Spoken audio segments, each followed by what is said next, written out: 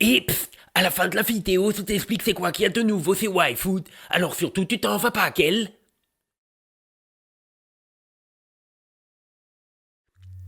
La vidéo d'aujourd'hui a été écrite par Guillaume. Si vous êtes dans votre vingtaine, donc né en 2000 ou après, vous n'avez connu que l'époque du tout numérique. Je parle pas forcément des consoles comme la PS3 qui a votre âge, hein. Non, des choses plus simples comme écouter de la musique ou téléphoner, pour vous c'est juste appuyer sur un écran. De la même façon, regarder un film, c'est Netflix, et avant ça peut-être The Pirate Bay. Toujours du numérique. Vous avez raté le plaisir de certaines découvertes, comme démonter le capot d'un magnétoscope pour observer la mécanique qui manipule la bande vidéo. Si vous êtes un peu plus âgé, vous avez connu la transition entre analogique et numérique avec par exemple l'arrivée du format MP3 il y a 35 ans. Vous avez sûrement vu, étant gamin, d'antiques lecteurs de cassettes ou pire, trouver un vieux manche-disque au fond d'un carton stocké là par vos parents. Vous avez plus de 40 ans, alors vous avez grandi dans l'analogique des années 80, la télé hertzienne, les VHS, les vinyles, les pellicules photos, les flippers, les téléphones filaires, les répondeurs à bande ou les cartes routières. Entre autres. Mais c'était quoi la technologie il y a 50 ou 70 ans ? Avec notre regard actuel, surtout si vous êtes jeune, c'était la préhistoire. Il n'y avait même pas de programmateur sur les lave-linges qui d'ailleurs étaient manuels. À cette époque, les plans industriels se font à la main, on utilise des machines à écrire à ruban, même les réveils matins sont automatiques. Vous voulez étaler votre immense fortune en 1954 ? Offrez-vous le téléviseur couleur CT100, un magnifique écran 15 pouces d'à peine 80 kg et qui coûte seulement 1 an de salaire. Plus généralement, à la fin des années 50, imaginez-vous un monde sans numérique. Pas d'informatique, pas de GPS, pas d'internet. Vous êtes enceinte ? Pas d'échographie. En difficulté ? Pas de smartphone. Rien d'électronique, même pas une simple calculatrice. Les calculs complexes, c'était papier et crayon ou bien des calculateurs mécaniques qui prenaient des salles entières. Rien de programmable, rien d'automatique, même pas les montres. C'est pourtant dans ce monde où quasiment tout n'est que mécanique que l'homme a décidé d'aller sur la Lune.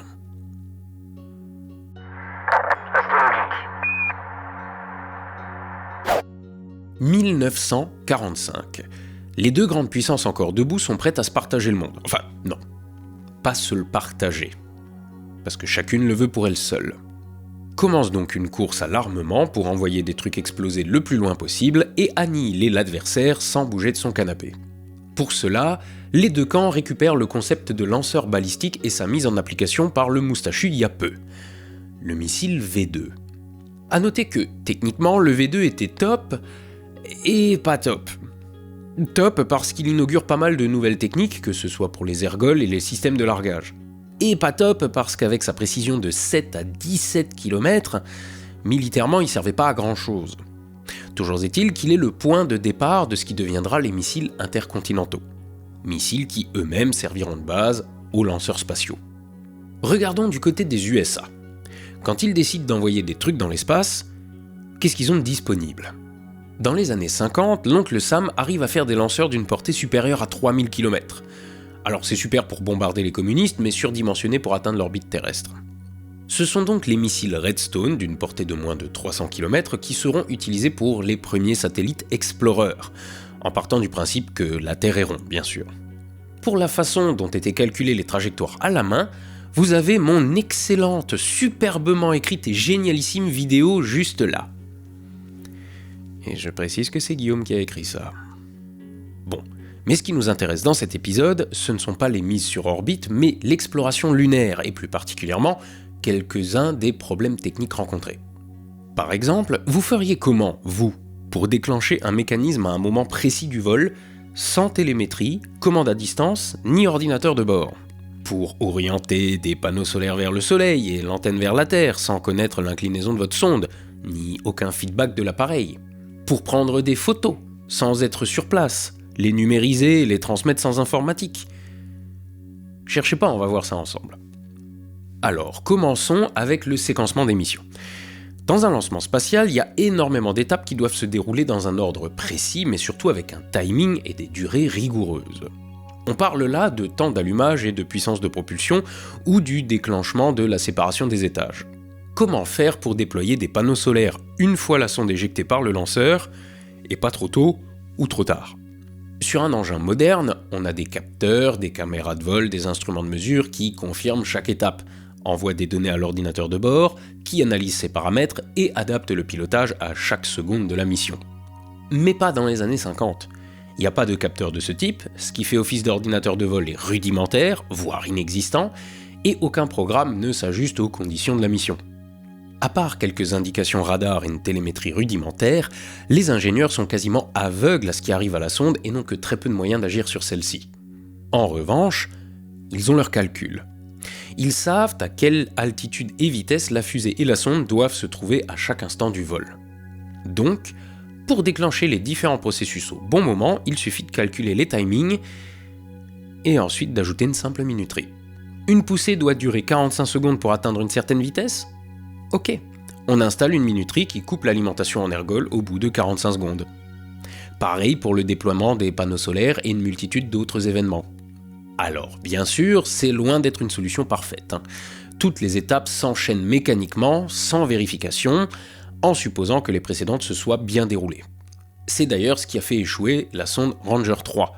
La commande programmée d'arrêt des moteurs du lanceur ne fonctionne pas. La poussée est donc maintenue jusqu'à épuisement du carburant au lieu de s'arrêter au moment prévu. La sonde prend trop de vitesse, la trajectoire n'est plus bonne, et Ranger atteint sa position 14 heures trop tôt. Donc la Lune n'est pas encore là, et l'engin continue sur sa lancée et doit toujours être en orbite héliocentrique de nos jours. Ok, donc ça c'est fait. Sur votre sonde, vous savez comment déclencher n'importe quel mécanisme à n'importe quel moment. Maintenant, il faut aligner les panneaux photovoltaïques au soleil et que l'antenne de transmission pointe vers la Terre. Et pour ajouter à la difficulté, votre sonde est monobloc. Comprenez par là qu'aucun de ces éléments n'est orientable. C'est toute la sonde et tous ses composants qui bougent ensemble, à chaque correction. Les ingénieurs ont donc procédé par étapes. Après la séparation du lanceur, la sonde Ranger se stabilise d'abord avec ses gyroscopes, puis cherche le soleil pour garantir son alimentation électrique. Ça, c'est facile. Le déploiement des panneaux solaires est géré par la minuterie. Puis, on fait tourner la sonde lentement sur elle-même. Dès qu'on atteint un certain seuil de production d'énergie, c'est que les panneaux sont bien orientés. Ça se gère en mesurant des tensions électriques couplées à des relais pour piloter les jets de gaz. On est dans de l'électromécanique très simple dans son principe et qui se gère sans intervention extérieure. Une fois l'énergie assurée, il faut s'aligner sur la Terre. Et là, ça se complique. Comment faire pour que la sonde s'oriente toute seule ? On l'a vu, il n'y a pas d'ordinateur, ni de capteur numérique et encore moins d'analyse d'image. Pourtant, il est vital de garder l'antenne précisément pointée vers la Terre et de corriger l'orientation sans délai ni intervention des opérateurs au sol. Logique. Si le signal radio est perdu, les opérateurs ne pourraient plus donner d'instructions pour réaligner la sonde. Les ingénieurs du JPL font donc de nouveau ce qu'ils savent faire de mieux. Utiliser la physique. Pas besoin d'analyse d'image ou de calcul de trigonométrie.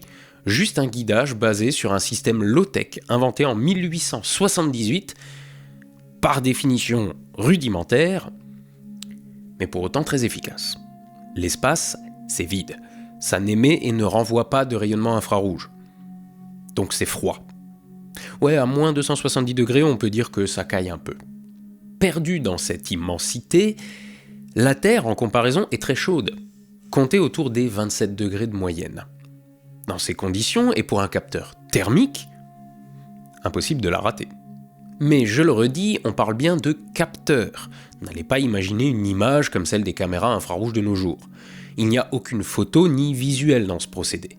Là, on parle de bolomètre, ou thermistance infrarouge. Donc, grossièrement, comme un panneau photovoltaïque transforme la lumière en électricité, un bolomètre va réagir au rayonnement infrarouge. Plus il reçoit de rayonnement, plus il chauffe, et plus sa résistance électrique change. C'est lent, c'est pas très précis, mais c'est incroyablement robuste et surtout, ça fonctionne sans calcul ni énergie. Concrètement, voici la solution retenue. Le détecteur infrarouge est placé au fond d'un tube pour définir un champ de vision sur quelques degrés à peine. À l'autre extrémité, on met une lentille en germanium, un métalloïde transparent à l'infrarouge mais opaque au visible, qui ne laisse donc passer que la chaleur de la Terre. Et c'est tout. Si le capteur ne voit pas la Terre, il ne se passe rien. Mais plus la Terre occupera le champ de vision du capteur, plus il recevra de chaleur et plus sa résistance électrique va augmenter. On sait donc si la Terre est dans l'axe ou pas. Sauf que, vous voyez la faille. Si le signal faiblit, vous ne pouvez pas savoir vers où tourne la sonde. Le capteur ne réagit qu'à la quantité d'infrarouge reçue et ne sait rien de plus. Donc, quand la sonde va quitter son alignement, comment savoir s'il faut la redresser vers la droite, vers la gauche, vers le haut, vers le bas ? Bah c'est simple, vous n'en savez rien. Enfin, avec un seul détecteur en tout cas, parce qu'avec 4, ça devient très simple. Placez-les autour de l'axe qui pointe vers la Terre et le problème est réglé. Un en haut, un en bas, un à gauche et un à droite. Il ne reste qu'à surveiller que tous renvoient le même signal pour être dans la trajectoire optimale. Si l'un des signaux se modifie, il suffit de corriger. Si le capteur de gauche reçoit plus d'infrarouge que celui de droite, c'est que la Terre est trop à gauche. Pas besoin de calculer, le système compare les tensions et déclenche un micropropulseur à gaz qui va faire tourner la sonde. Zéro informatique, juste des comparateurs de seuil, analogiques et autonomes. Évidemment, si on corrige en permanence, la sonde risque de se mettre à osciller, de prendre de plus en plus d'inertie et de devenir incontrôlable. Les ingénieurs ajoutent donc une zone morte. Tant que l'erreur angulaire reste dans une certaine tolérance, on ne fait rien. Dès qu'on dépasse, on corrige légèrement. Résultat, un pointage stable mais pas ultra précis, de l'ordre d'1/2 à 1 degré. Aujourd'hui, ce serait catastrophique, surtout avec une mission habitée, mais en 62, c'était largement suffisant pour orienter une antenne radio. Bien sûr, ce système a ses limites, en particulier parce qu'il ne distingue pas les sources chaudes les unes des autres. C'est d'ailleurs l'un des facteurs qui limite les fenêtres de lancement possibles, pour éviter que le Soleil ne se trouve trop proche du champ de vision des capteurs. Ça reste aussi un guidage temporaire, car en s'éloignant de la Terre, la quantité d'infrarouge devient trop faible pour que les capteurs réagissent. L'acquisition et l'alignement avec notre planète doivent donc se faire et être stabilisés au plus tôt dans la mission. Alors expliqué comme ça peut vous paraître simple, et techniquement ça l'est. Même si les premiers Rangers étaient à la limite de ce que la technologie de l'époque permettait. Le vol dépendait de capteurs analogiques, de gyroscopes et valves mécaniques, de temporisateurs et de gaz sous pression. Il suffisait qu'un seul de ces éléments se comporte un peu différemment que prévu pour que tout l'équilibre s'effondre. D'ailleurs, il a fallu attendre Ranger 7 pour qu'une mission soit menée à terme. Pour Ranger 1 et 2, ce sont les lanceurs qui échouent. Ranger 3 rate à cause du système de minuterie. La sonde s'écrase bien sur la Lune, mais aussi morte que Yann seul sur son canapé après un samedi soir au Macumba. Pas de données, pas de photos, juste un échec de la mission. Ranger 4 échoue à cause du système infrarouge dont on vient de parler. Mal calibré, trop de corrections et trop fréquente. C'est de là que les ingénieurs vont affiner la zone morte de détection pour éviter les trajectoires trop instables. Alors, entre chaque mission, la NASA améliore, optimise, revoit ses systèmes, ajoute des redondances, mène des tests au sol plus poussés, pour que finalement les missions Ranger 7 à 9 soient des succès et fournissent des milliers d'images de qualité incroyable pour l'époque. Mais justement, pour les photos, elle fait comment la NASA pour les recevoir ? Sur Terre, c'était facile. Vous preniez vos clichés, puis vous portiez la péloche à développer au magasin du coin. Avec les premiers satellites espions aussi. Une fois les photos prises, une capsule avec les négatifs était larguée et récupérée au sol pour être développée. Mais pour une sonde à 300 000 km de la Terre, ça fait loin pour une récupération. Alors on envoie carrément le labo de développement. On est au début des années 60, il n'y a pas d'appareil photo numérique, pas d'informatique embarquée, et comme le demande avec une pointe de sarcasme le bot trollesque Lioliosi 1227, comment créer un fichier JPEG en langage COBOL ? Ah, je t'ai coincé là, hein ?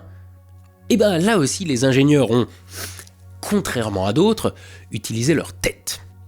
Et un peu d'électronique et de mécanique aussi. À l'époque, ça fait quelques décennies qu'on sait transmettre des informations à distance. Ça a donné lieu à des applications pratiques dont vous avez peut-être déjà entendu parler, comme la radiophonie ou la télévision. Mais j'entends déjà les spécialistes en recherche spatiale sur leur chiotte, qui savent que la Lune n'existe pas, nous dire Bah, ils avaient qu'à prendre une caméra de télé, la coller dans la sonde et zou, ça fait des images. S'ils l'ont pas fait, c'est qu'ils pouvaient pas truquer la vidéo aussi facilement que les photos. Alors, permettez-moi de soulever quelques objections quant à cette solution. Les caméras télé de l'époque, c'était ça. En 60, on ne parle pas de capteur CMOS ou de carte SD. On a affaire à un tube électronique. Un truc volumineux, fragile, qui chauffe et qui a besoin d'une électronique de lecture continue. Ce matériel pèse plus d'une centaine de kilos.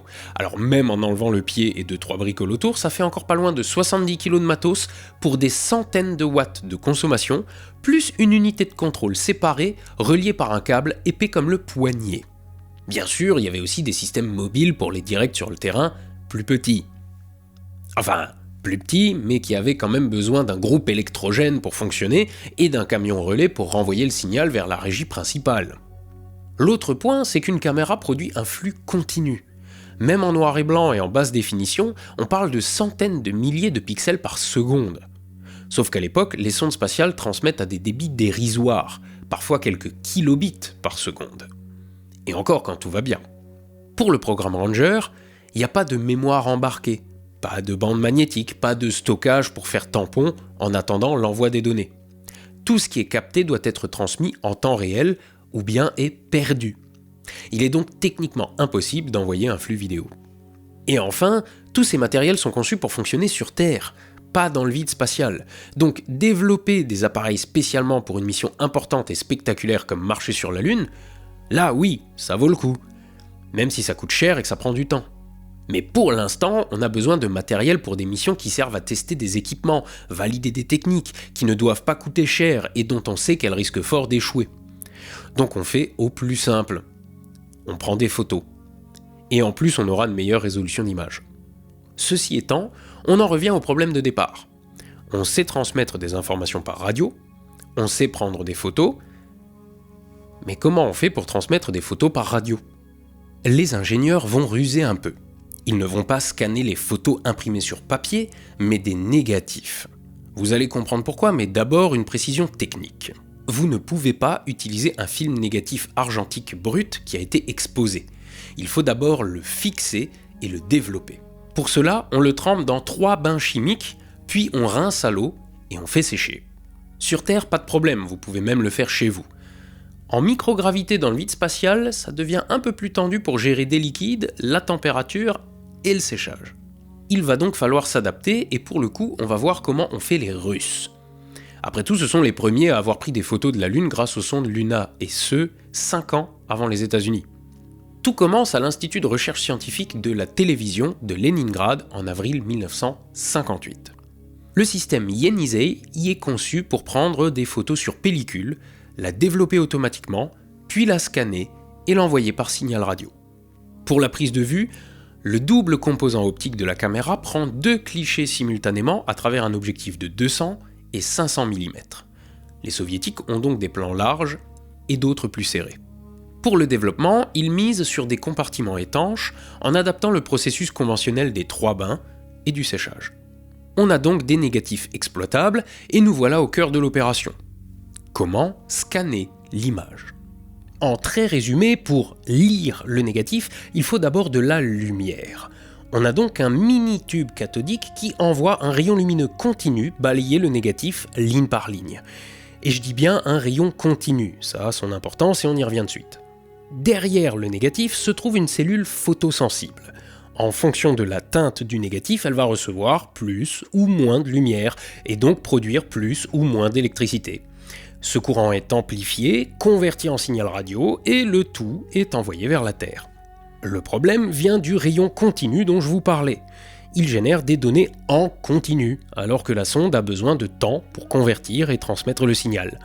Une partie des informations générées ne peut donc pas être traitée et se perd. Si vous scannez trop vite, vous aurez un faible échantillonnage et des photos de mauvaise qualité pour un résultat sale et assez grossier. A l'inverse, en scannant lentement, vous aurez un meilleur échantillonnage et donc une meilleure résolution, même si le modèle reste grossier. L'inconvénient, c'est que vous avez beaucoup plus de données à transmettre, vous faites donc au final moins de photos. Donc, avec à peu près 1000 échantillonnages par ligne, les soviétiques obtenaient des images de 1000 sur 1500 pixels qui prenaient 30 minutes à être balayées. Mais nouveau problème, la sonde scanne beaucoup plus vite une image qu'elle ne peut transmettre les données. D'abord parce que le débit vers la Terre est très bas, quelques bits par seconde seulement. Et ensuite, le scan et l'émission, même avec sa faible puissance, consomment encore beaucoup trop. Pour chaque heure de transmission, il faut 2 heures de pause pour recharger les batteries. L'envoi d'une image par Luna prend donc près de 8 heures. La réception sur Terre se faisant sur la base radio du mont Kashgar en Crimée et à la station de télémétrie d'Yelizovo sur la péninsule du Kamtchatka. Une fois de plus, la technique n'est pas parfaite, et les images encore moins. C'est imprécis, et les techniques balbutiantes causent de nombreux artefacts à l'image qui n'est qu'en noir et blanc. Mais, il n'empêche qu'avec des moyens vus aujourd'hui comme rudimentaires, les Russes ont été les premiers à prendre et à transmettre de façon automatisée des photos à 300 000 km de la Terre, sans informatique. Parenthèse. Prendre des photos dans l'espace, ça pose aussi un autre problème. Celui des radiations qui peuvent impressionner et dégrader le négatif avant que les photos ne soient prises, ce qui impacte donc la qualité des clichés finaux. Capitalistes et communistes utilisaient donc les mêmes pellicules résistantes aux radiations et aux fortes variations de température. Et j'ai bien dit les mêmes. Pour Luna 3, l'URSS s'est servi des pellicules récupérées dans les restes de ballons espions américains qui s'étaient écrasés sur son sol, sans mener à bien leur mission. Fin de parenthèse. En 1964, c'est au tour des Américains. Il aura fallu attendre Ranger 7 pour avoir des photos de la Lune. Le fonctionnement d'acquisition des images sera cependant différent. On passe des films argentiques au tube Vidicon. Pour simplifier, disons qu'un Vidicon est un type de tube photoélectrique fonctionnant selon les principes de la photoconductivité. Il convertit l'énergie optique en énergie électrique en modifiant la résistance du matériau en fonction de l'éclairage de l'objet à photographier. Et ça vous fait une belle jambe. Alors, on va détailler ça un peu plus. Pour l'aspect général et pour vous aider à visualiser, déjà, ça ressemblait à ça. Dans ce système, la lumière extérieure traverse la lentille de la caméra, puis vient frapper une première plaque photosensible. En fonction de la lumière reçue, celle-ci va libérer plus ou moins d'électrons qui vont être captés par une seconde plaque photoconductive. La plaque photoconductive est alors balayée par un faisceau d'électrons avec une intensité constante. À chaque point de l'écran qu'il frappe, le faisceau va y ajouter sa charge électrique et ainsi créer une tension. On rejoint ensuite le principe du système soviétique. Cette tension ou signal analogique est amplifié puis envoyé vers la Terre sous forme d'ondes radio où l'image sera reconstituée ligne par ligne. Cette innovation offre bien sûr plein d'avantages. Déjà, il n'y a plus de liquide à gérer ni de manipulation complexe. C'est aussi beaucoup plus rapide. Quelques secondes suffisent à capter, scanner et transmettre une image, parce qu'en parallèle, des progrès ont aussi été faits pour obtenir des débits plus rapides vers la Terre. Enfin, c'est léger et moins encombrant. On peut donc faire beaucoup plus de photos. La mission soviétique avait pris 17 clichés de la Lune. Avec Ranger 7, ce sera 4300 images grâce à 6 caméras grand angle et téléobjectifs. Ainsi, quand en 66 et 67, le programme orbiteur doit cartographier précisément la Lune pour préparer les missions Apollo, les Américains vont tout naturellement utiliser un système de pellicule argentique dérivé des films instantanés Kodak. Premier gros avantage, pas de bain à gérer grâce à l'utilisation d'un gel réactif qui facilite grandement le développement des pellicules. Le procédé est rapide, pour de l'argentique en tout cas, et a été adapté pour obtenir non pas une image papier classique, mais un tirage sur négatif qui sera donc ensuite scanné comme on l'a déjà vu. Alors, c'est plus rapide que le système soviétique, mais ça reste beaucoup plus lent que la technologie Vidicon. La raison de cet apparent retour en arrière ? La résolution. Au lieu de ne prendre qu'une image comme avec Ranger, les sondes orbiteurs en prenaient de très nombreuses qui se chevauchent légèrement. C'est ce qui crée cet effet de bande, parfois très visible. La surface lunaire est ainsi cartographiée avec plus de précision, permettant de reconstituer une image finale remarquablement plus détaillée. On n'a pas une photo haute résolution, mais une multitude qui permettent d'avoir encore plus de détails. Parenthèse. En parlant de choses remarquables, les optiques des caméras de Ranger 7 étaient françaises, un cocorico que l'on doit à l'entreprise Engenieux, basée près de Saint-Étienne. Je vous parlais plutôt des adaptations de matériel à faire pour une utilisation dans l'espace, Là par exemple, ils ont dû supprimer l'utilisation de graisse dans le mécanisme des zooms. Pas à cause du chaud ou du froid, mais parce que dans le vide spatial, elle aurait pu dégazer et donc polluer les verres. Les optiques ingénieux se retrouveront également sur les dernières missions Apollo, aussi bien à la surface lunaire avec les astronautes qu'à bord des modules de commande. Et sur les rovers aussi. Et les navettes spatiales. Ou encore à bord de Skylab. D'ailleurs, les employés de l'époque ont fêté ça en regardant l'alunissage d'Apollo 11 en direct. Fin de parenthèse. Et voilà comment, sans ordinateur de bord, avec des technologies en apparence simples, sans numérique mais avec énormément d'essais, d'erreurs, de calculs mais surtout d'ingéniosité, l'homme a pu réaliser les premières photos lunaires grâce à des sondes automatisées. Bien sûr, depuis, on a fait toujours mieux et toujours plus précis. On a des rovers qui se sont baladés sur Mars pendant plus de 14 ans, on explore le système solaire et on a même envoyé des engins au-delà. Toujours en supposant que la Terre soit ronde et pas plate sous une cloche à fromage. Et tout ça sur les mêmes bases techniques qu'il y a 70 ans. On se stabilise toujours avec des gyroscopes, on corrige les orientations avec des jets de gaz et on se propulse aux ergols. Bien sûr, on est plus efficient, plus fiable, plus automatisé. Mais fondamentalement, ce sont les mêmes technologies. Et le plus extraordinaire est de se dire que tout est parti d'ici.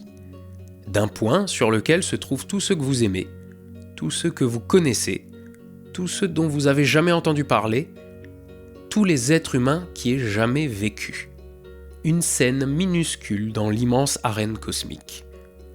Tout part de ce grain de poussière isolé suspendu dans un rayon de soleil, enveloppé dans la grande nuit cosmique. Profitez autant que vous pouvez de chaque instant sous la voûte céleste, en levant les yeux au ciel et en étant astronogeek.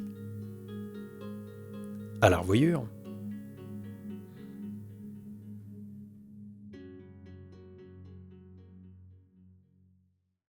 Bonjour, chef. Oh là, toi t'es de trop bonne humeur, c'est pas bon signe. Mais c'est parce que c'est le printemps. Maintenant il fait plus nuit le soir, les arbres ils redeviennent verts et c'est bientôt l'été et les vacances et la piscine. Oui, mais pas encore, hein. Les vacances c'est pas tout de suite. D'ailleurs t'as un sponsor à faire. Ah yo, et au fait, chef. Quoi? T'as remarqué que dans les réclames Wi-Food, à Astronogeek ils poissent jamais les Wi-Food. Bah ouais, mais bon... Mais à Astronogeek tu devrais boire du Wi-Food sinon les gens ils vont croire que c'est pas bon. ouais, mais une bouteille ça fait un repas, hein. Ça veut dire qu'il faut qu'à chaque tournage du sponsor, faut que je fasse un repas complet. Ah bah oui, mais des fois il faut faire des sacrifices. Ah ouais, mais bon, t'as vu l'heure. Mais c'est pas grave, tu mangeras pas à midi. Hopla, arrête de râler. D'ailleurs, lui, il s'est reçu le nouveau pack de printemps.